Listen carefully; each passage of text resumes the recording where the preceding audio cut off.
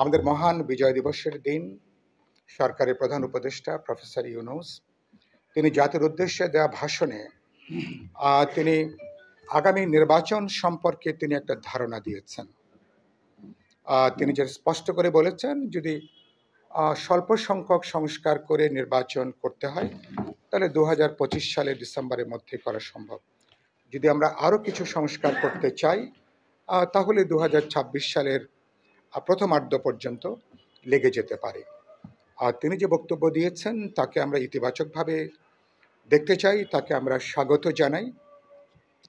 আর শুধু একটা কথা এখানে আমরা বলতে চাই যে আমি মনে করি যে বিদ্যমান যে পরিস্থিতি, ইতিমধ্যে সরকার তাদের প্রায় 4 মাস পার হতে চলল। তারপরে ইতিমধ্যে নির্বাচন কমিশন গঠন করা হয়েছে। নির্বাচন কমিশন তার কাজ শুরু করেছেন। গুরুত্বপূর্ণ সময়সাপেক্ষ কাজ হচ্ছে ভোটার তালিকা হালনাগাদ করা। এটা মার্চ মাসে না নিয়ে নির্বাচন কমিশন এখন থেকে যদি ভোটার তালিকা হালনাগাদ করার কাজ শুরু করেন তাহলে আগামী 4-5 মাসের মধ্যে কিন্তু ভোটার তালিকা সর্বোচ্চ 6 মাসের মধ্যে ভোটার তালিকা হালনাগাদ করা সম্ভব।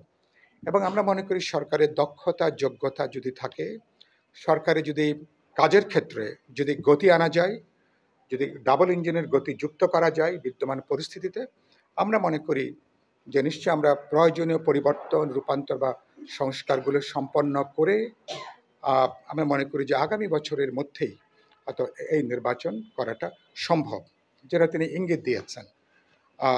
আরেকটা এর সঙ্গে যুক্ত যে প্রশ্নটা, গতকালকে উচ্চ আদালত সংবিধানের ৫ম সংশোধনীর কিছু ধারা গতকালকে তারা বাতিল ঘোষণা তারা করেছেন এবং এর মধ্য দিয়ে আমাদের সংবিধানের তত্ত্বাবধায়ক সরকার ব্যবস্থা ফিরে আসার একটা পথ তৈরি হয়েছে।